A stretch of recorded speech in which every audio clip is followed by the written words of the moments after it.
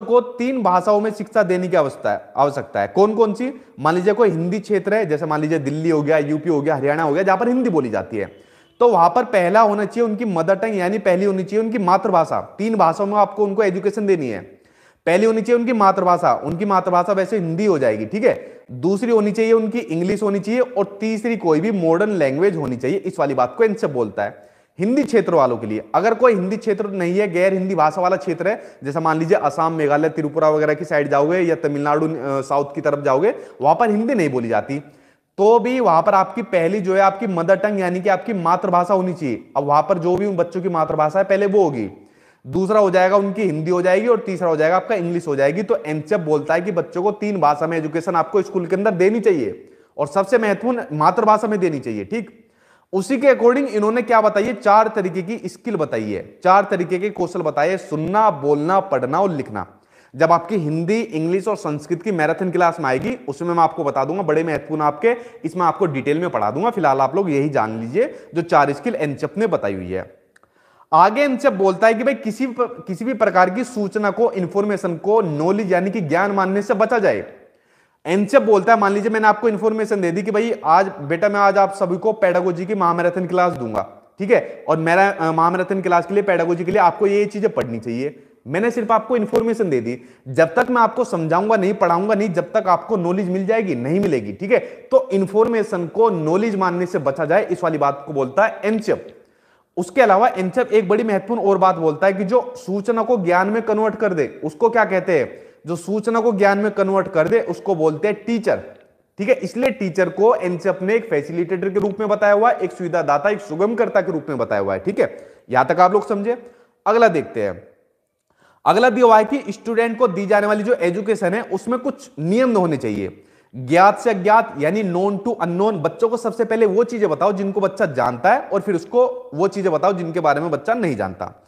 मूर्त से अमूर्त, कॉन्क्रीट टू एब्स्ट्रैक्ट, मतलब पहले बच्चे को वो चीजें कराओ जो मूर्त हो, जिनको बच्चा देख सकता है, पकड़ सकता है, छू सकता है, देन उसके बाद उसको अमूर्त चीजों की आप लोग ले जाओ। ऐसे तरीके के सूत्र आपको एनसीईआरटी कहता है, ठीक। आगे बात करते हैं। एनसीईआरटी बोलता है कि जो पनिशमेंट होती है और जो पुरस्कार होता है, ठीक है, जो पनिशमेंट होती है, जो रिवार्ड होता है, उसको सीमित किया जाए। अब आप लोग कहोगे चलो ठीक है सर, आपकी बात मान ली, पनिशमेंट तो बच्चों को नहीं देनी चाहिए, लेकिन सर उसको रिवार्ड तो देनी चाहिए, पुरस्कार तो देनी चाहिए। अब मेरी बात आप लोग ध्यान से सुनिए। देखिए, अगर रिवार्ड की बात करूं तो 2 तरीके के रिवार्ड यानी पुरस्कार होते हैं। मान लीजिए मैं आप लोगों का टेस्ट लेने लग जाऊं, मैंने आपसे क्वेश्चन पूछा, आपने कहा सर इसका आंसर ये वाला है, मैंने कहा वाह भाई कितना टैलेंटेड बच्चा है। एक और क्वेश्चन पूछा आपने, उसका भी आंसर दे दिया, मैंने कहा वाह भाई मजा बांध दिया। उसके बाद अगला क्वेश्चन पूछा आपने, उसका भी आंसर दे दिया, ले बेटा मैं तुझे अपना मोबाइल गिफ्ट दे रहा हूं, जा। अगला क्वेश्चन दे दिया, ले तेरे नाम पे मैंने अपनी पूरी प्रॉपर्टी दे दी। मतलब हर क्वेश्चन के ऊपर मैं उसको अगर तारीफ कर रहा हूं, उसको कुछ ना कुछ गिफ्ट दे रहा हूं, तो ऐसे रिवार्ड आपको, ऐसे पुरस्कार आपको बच्चों को नहीं देनी चाहिए। आपके सीटेट के एग्जाम में क्वेश्चन कई बार पूछा गया है। आपको जो बच्चे को रिवार्ड देना चाहिए, पुरस्कार देनी चाहिए, वो किसी एक खास उपलब्धि पर, किसी एक खास अचीवमेंट के ऊपर आपको देना चाहिए। जैसा मान लीजिए आप लोग सीटेट का एग्जाम जब पास कर लोगे, और पास करने के बाद जब मैं आपको कहूं देखो कितने मेहनती बच्चे थे, इन्होंने पास करा, तो मेरे जो वर्ड रहेंगे, मोटिवेशन का काम रहेंगे, ये आपका रिवार्ड बढ़िया रहेगा। यानी जो कंटिन्यूअसली जो रिवार्ड होते हैं, पुरस्कार रहते हैं, वो बेकार होते हैं। पार्शियल रिवार्ड देना चाहिए, किसी खास उपलब्धि पर, किसी खास अचीवमेंट पर आपको देना चाहिए।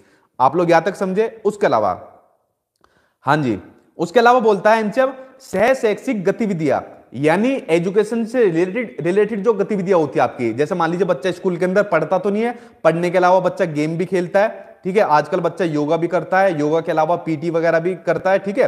तो देखिए इस तरीके की जो एक्टिविटीज है, एनसीईआरटी बोलता है उनमें उनके पेरेंट्स को भी आप लोग जोड़ दो। आपने कुछ स्कूल देखे होंगे, जैसे मान लीजिए कोई भी गेम हो रहा है तो वहां पर पेरेंट्स भी दौड़ लगाते हैं अपने बच्चों के साथ साथ, ठीक है। तो पेरेंट्स को जोड़ने से बच्चों को एक कॉन्फिडेंस मिलता है, ठीक है। तो आपको एनसीईआरटी इस वाली बात को भी बोलता है।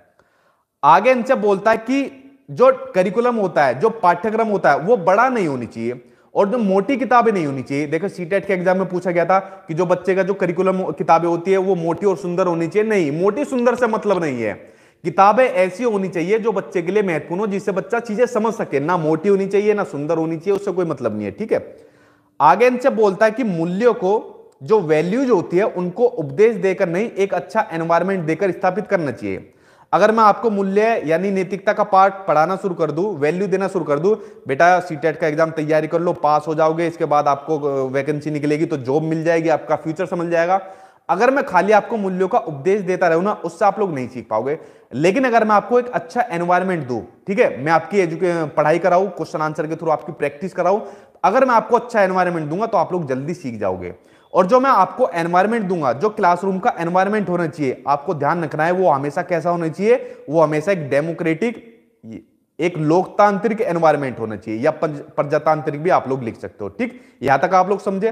फ्रेंड्स देखते जाना, एक एक लाइन बड़ी गोल्डन लाइन है। जब आप लोग देखोगे ना एग्जाम में, पेडागोजी सोल्व करोगे और वीडियो के आगे सोल्व करोगे, चुटकियों में आप लोगों के आंसर निकलोगे। क्वेश्चन को देखे बिना आप लोग आंसर निकाल दोगे, इतना मैं आपको चैलेंज देता हूं। ठीक है, अगली बात बोलता है एनसीईआरटी की जो लाइब्रेरी होती है उसमें बच्चों को खुद बुक चुनने का अवसर दे। जैसे हम लोग जब लाइब्रेरी के अंदर अंदर जाते थे तो जो हमारा सर था, मैडम होती थी, बेटा आज तुम इस वाली बुक को पढ़ोगे, बेटा ज्योग्राफी की बुक को पढ़ो।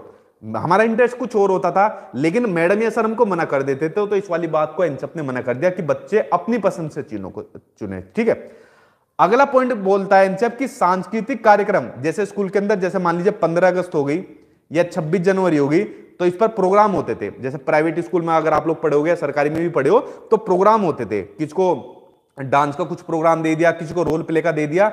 तो जो सांस्कृतिक कार्यक्रम होते थे उसमें एंटरटेनमेंट यानी मनोरंजन के स्थान पर उसको सौंदर्य बोध को बढ़ावा देना चाहिए, ऐसा एनसीईआरटी बोलता है। कि देखिए 15 अगस्त को क्यों मनाया जाता है, 26 जनवरी क्यों मनाई जाती है, हमारा देश आजाद हुआ था, संविधान बना था, ये सब चीजों के माध्यम से बच्चों को चीजें बताई जाए, सौंदर्य भाव को उनको बढ़ावा देना चाहिए, ना कि मनोरंजन के स्थान पर। ठीक है, वैसे स्कूल वाले क्या काम करते थे, 200-500 जितने भी उनकी श्रद्धा होती थी, पैसे ले लेते थे, ये आपकी ड्रेस के बन गए। ठीक है, बाकी एक ट्रॉफी दे दी छोटी छोटी। ठीक, ऐसी चीजें स्कूल के अंदर थी, लेकिन आज की डेट में बहुत चेंज हुआ है। ठीक, अगला बात बोलता है एनसीईआरटी की जो टीचर होते हैं, जो शिक्षक होते हैं, उनको एकेडमिक संसाधन यानी एकेडमिक रिसोर्स और इनोवेशन समय पर पहुंचाए। ये वाली बात आप लोगों के लिए, जो आप लोग भावी टीचर हो, जो आप लोग टीचर बनने वाले हो। देखिए जब आप लोगों की जॉब लग जाएगी, तो जॉब लगने के बाद भी क्या होगी, आपकी ट्रेनिंग चलेगी। और आपकी ये नहीं है कि आपकी खाली एक ट्रेनिंग होगी, ये आपकी कंटिन्यूअसली चलती रहती है, 2-2 महीने बाद, कभी 1 महीने में भी हो जाती है, कुछ महीने बाद। जो जो गवर्नमेंट का कुछ भी प्लान आता है उसको इंप्लीमेंट किया जाता है। ठीक है, जो भी नया इनोवेशन आता है, कुछ भी प्लान आता है, तो जॉब लगने के बाद आपकी ये ट्रेनिंग चलेगी। और मैं भगवान से विश करता हूं आप लोग जो तैयारी कर रहे हो, तो आपको जल्दी ही ट्रेनिंग का देखने का सौभाग्य मिले। ठीक, अगली बात बोलता है एनसीईआरटी की जो कम्युनिटी होती है, जो समुदाय होता है, उसको एक ह्यूमन रिसोर्स के रूप में प्रयुक्त होने का अवसर दो। वो कैसे दो, जैसे मान लीजिए आप लोग आज पेडागोजी सीख रहे हो, जो मैंने आपको शुरू में बताया, तो मेरे थ्रू सीख रहे हो, यानी मैं टीचर हो गया, यानी आपके कम्युनिटी का पार्ट हो गया। तो मुझको आप लोग एक ह्यूमन रिसोर्स के रूप में मानो कि सर के थ्रू हम लोग इस चीज को सीख रहे हैं। आगे जब बोलता है कि मानसिक लेवल, जो मेंटल एबिलिटी होती है और जो योग्यता होती है, उसके अकॉर्डिंग करिकुलम का निर्धारण करना चाहिए। मान लीजिए बच्चे का जो मानसिक लेवल है वो तो है कम, और करिकुलम बना दिया ज्यादा का, क्या बच्चा चीजें समझ पाएगा, नहीं समझ पाएगा। ठीक है, तो आपको एनसीईआरटी के अकॉर्डिंग इस चीज को फॉलो करना चाहिए। और आगे 2 गोल्डन चीजें और आपके लिए और बची है कि बच्चों के चहुमुखी विकास पर आधारित करिकुलम यानी पाठ्यचर्या होना चाहिए, जिस पर बच्चे का चहुमुखी विकास हो। मान लीजिए बच्चे का उसके अंदर फिजिकल डेवलपमेंट हो सके, शारीरिक विकास, उसका मानसिक विकास, उसका इमोशनल संवेगात्मक विकास, इमोशनल डेवलपमेंट होना चाहिए। तो सभी तरीके के विकास होने चाहिए। ठीक है, आगे सब बोलता है, जो सबसे बड़ी महत्वपूर्ण लाइन है आपके 1 नंबर के, आपके कंफर्म आएगी आपके एग्जाम में, वेरी वेरी इंपॉर्टेंट लगा लो इसके ऊपर, कि सभी स्टूडेंट्स के लिए एक इंक्लूसिव एनवायरनमेंट तैयार होना चाहिए, एक समावेशी वातावरण तैयार होना चाहिए। इंक्लूसिव एजुकेशन के अंदर मैंने आपको बताया था कि एक ऐसी शिक्षा या एक ऐसी क्लासरूम जहां पर सभी बच्चों को समान रूप से समान शिक्षा दी जाती है, बिना किसी भेदभाव के। जैसा आप लोगों को मैं दे रहा हूं, आप लोग देखिए अलग अलग तरीके के बच्चों, कोई किसी स्टेट का है, कोई किसी स्टेट का है, किसी की भाषा अलग है, धर्म अलग है, जाति अलग है, मुझे उससे कोई फर्क नहीं पड़ता। मैं आप सभी को एक इंक्लूसिव एनवायरनमेंट दे रहा हूं ताकि मेरा बच्चा, सभी एक एक बच्चा इनको चीजों को सीख पाए। ठीक है, तो इस बात वाली बात को बोलता है हमारा एनसीईआरटी बोलता है। उसके अलावा देखिए एनसीईआरटी की अगर मैं विधियों की बात करूं, तो 2 सबसे बड़ी महत्वपूर्ण विधि ये वाली आपकी। एनसीईआरटी बोलता है कि कोई भी चीज बच्चा लर्निंग बाय डूइंग, मतलब खुद करके सीखे, इस वाली बात को बोलता है आपका एनसीईआरटी। बड़ी महत्वपूर्ण आपकी विधि है एनसीईआरटी की। और दूसरी विधि आपकी निरीक्षण विधि, मतलब बच्चा खुद निरीक्षण करके चीजों को सीखे। बाकी टेस्ट मेथड, कलेक्टिव, आपका मिक्स विस्तृत विधि, ये भी महत्वपूर्ण है, लेकिन ये 2 सबसे ज्यादा महत्वपूर्ण है। करके सीखना ये तो सबसे ज्यादा ही महत्वपूर्ण है, और निरीक्षण विधि। यहां तक आप लोग समझे।